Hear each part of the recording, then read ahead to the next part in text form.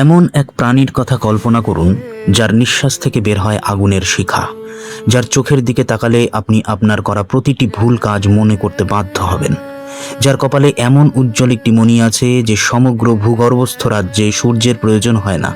আর মহাদেব স্বয়ং শিব এই প্রাণীর দিকে তাকিয়ে বলেছিলেন, এসো আমার গলায় বসো, চিরকাল আমার সঙ্গে থাকো। কেন? এই নাগ কি এমন কাজ করেছিল যা তাকে মহাবিশ্বের সবচেয়ে পবিত্র স্থানটি অর্জন করতে সাহায্য করেছিল? সেই নাগ ছিলেন বাসুকী নাগরাজ। নমস্কার, আমি সৌরভ। পুরাতনের আজকের আয়োজনে আমরা জানব বাসুকী নাগের আসল গল্প।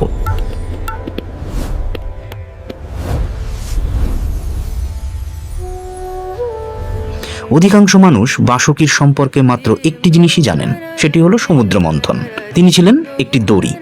অধিকাংশ মানুষের কাছে গল্পটা এখানেই শেষ, কিন্তু এটি পুরো গল্পের সামান্য একটি অংশ মাত্র।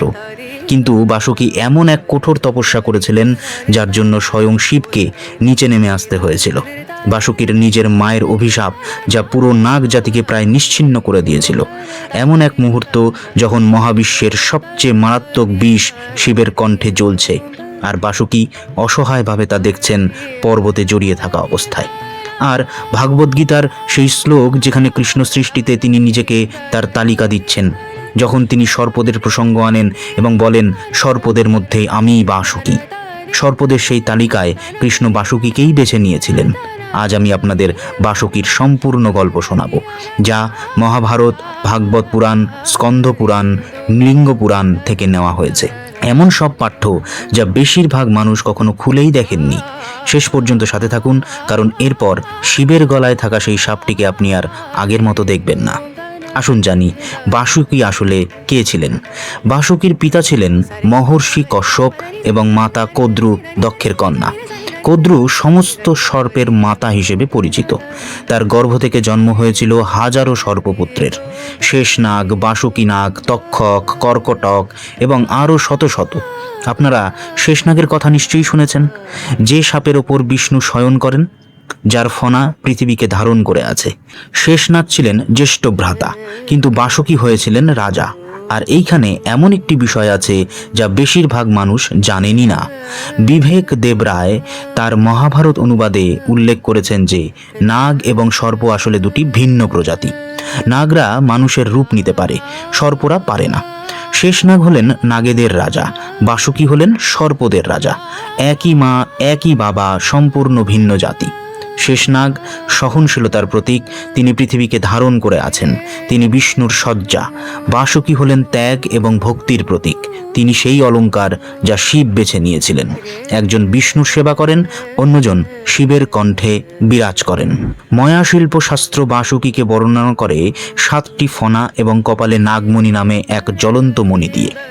সেই মণি এত উজ্জ্বল ছিল যে সমগ্র সর্পরাজ্য শুধু তাতেই আলোকিত হতো। তিনি নাগলোক শাসন করতেন এবং স্কন্দপুরাণ বলে যে সেই স্থানটি কোনো অন্ধকার কারাগার ছিল না। সেখানে না আছে তাপ, না আছে শীত, না আছে বৃষ্টি বা কোনো দুঃখ। সব ধরনের খাবার সেখানে পাওয়া যায়, প্রতিটি মুহূর্ত সেখানে উপভোগের। আর বাসুকী ছিলেন সেই রাজ্যের রাজা। কিন্তু এই রাজা, যার ছিল হীরার প্রাসাদ, উজ্জ্বল মণি এবং নিখুঁত রাজ্য, তিনি এমন কিছুর মুখোমুখি হতে যাচ্ছিলেন যা তাকে চিরতরে বদলে দিয়েছিল। দেবতারা ঋষি দুর্বাসার অভিশাপে অভিশপ্ত হয়েছিলেন। তাদের শক্তি নিঃশেষ হয়ে গিয়েছিল। ইন্দ্র তার সিংহাসন হারিয়েছিলেন। অসুররা স্বর্গ দখল করেছিল। বিষ্ণু দেবতাদের পরামর্শ দিলেন, ক্ষীর সাগর মন্থন করো, অমৃত উঠে আসবে। কিন্তু সমুদ্র মন্থন করতে দুটি জিনিসের প্রয়োজন, একটি মন্থন দণ্ড এবং একটি দড়ি। আর এগুলো সাধারণ হলে চলবে না। দণ্ডটিকে সমুদ্রের তলদেশে পর্যন্ত পৌঁছানোর মতো বিশাল হতে হবে। দড়িটিকে এতটাই শক্তিশালী হতে হবে যেন দেবতা ও অসুররা যখন দুদিক থেকে সম্পূর্ণ শক্তিতে টানবে তখন তা ছিঁড়ে না যায়। ব্রহ্মা বললেন, মন্দর পর্বতকে মন্থন দণ্ড হিসেবে এবং বাসুকীকে দড়ি হিসেবে ব্যবহার করো। মন্দর একটি আস্ত পর্বত, আর বাসুকী একটি জীবন্ত প্রাণী যাকে দড়ি হিসেবে ব্যবহার করা হবে। তারা নাগলোকে এলেন। বাসুকী তার সিংহাসনে বসেছিলেন। দেব এবং অসুররা করজোড়ে তার সামনে দাঁড়িয়ে বললেন, হে নাগরাজ, সৃষ্টির টিকে থাকার জন্য, মন্থনের জন্য আমাদের আপনাকে প্রয়োজন।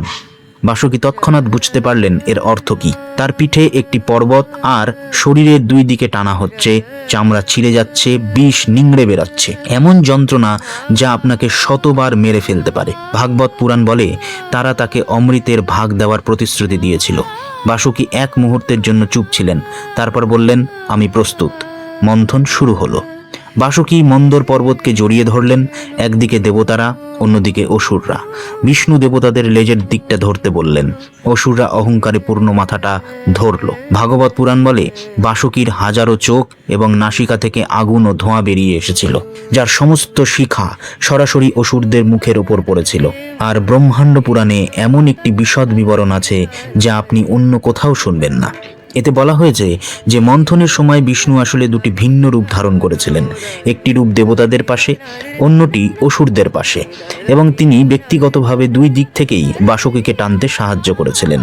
স্বয়ং ভগবানকেও দড়ি ধরতে হয়েছিল। এটি কতটা বিশাল ছিল তা বোঝাই যাচ্ছে। একের পর এক সম্পদ উঠে এলো, কামধেনু, উচ্চস্রবা, ঐরাবত, পারিজাত বৃক্ষ, ধন্বন্তরী অমৃতসহ এবং স্বয়ং মহালক্ষ্মী। সবাই উৎসব করছিল, কেউ দড়িটির কথা ভাবেনি। তার চামড়া ছিন্ন ভিন্ন, মেরুদণ্ড চূর্ণ, কিন্তু একটিও অভিযোগের কথা নেই। কিন্তু সম্পদের আগে আরও কিছু উঠে এসেছিল, হলাহল, মহাবিশ্বের সবচেয়ে মারাত্মক বিষ। সমুদ্র কালো হয়ে গেল, দূরবর্তী তীরের গাছপালা মরে গেল, পাখিরা আকাশ থেকে ঝরে পড়ল, সবাই পালিয়ে গেল। বাসুকী তখনও পর্বতে জড়ানো অবস্থায় রয়েছে। তিনি চলে যেতে পারতেন না। তিনি কথা দিয়েছিলেন। শিব এগিয়ে এসে হলাহল পান করলেন। পার্বতী মা তার কণ্ঠ চেপে ধরলেন। বিষ সেখানেই থেকে গেল, আর কণ্ঠ নীল হয়ে গেল। বায়ুপুরাণ আমাদের একটি মর্মান্তিক বিবরণ দেয়। শিব স্বয়ং পরে এই মুহূর্তটির বর্ণনা দিয়েছেন। তিনি বলেছেন, বিষ তাৎক্ষণিকভাবে তার কণ্ঠ কালো করে ফেলেছিল এবং তা তক্ষকের মতো একটি সাপের রূপ নিয়েছিল, যা তার কণ্ঠে ফণা তুলে বসেছিল।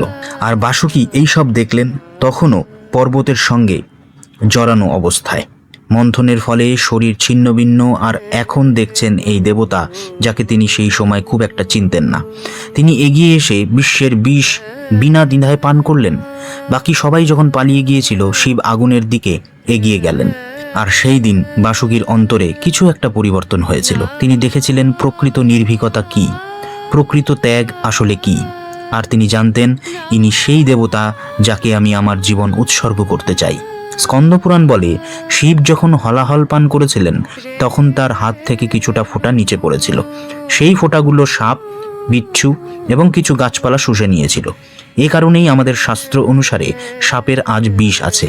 এটি একটি মহাজাগতিক ত্যাগের অবশিষ্টাংশ। সমুদ্র মন্থনের পর বাসুকী নাগলোকে ফিরে গেলেন। তিনি আবার রাজা হলেন। হীরার প্রাসাদগুলো তখনও ছিল, রুবি পাথরের প্রবেশদ্বার, উজ্জ্বল শহর, সবকিছুই একই ছিল। কিন্তু বাসুকী আর আগের মতো ছিল না। তিনি যা দেখেছিলেন তা কিছুতেই ভুলতে পারছিলেন না। শিব হলাহলের দিকে এগিয়ে যাচ্ছেন, যখন পুরো মহাবিশ্ব উল্টো দিকে পালাচ্ছে।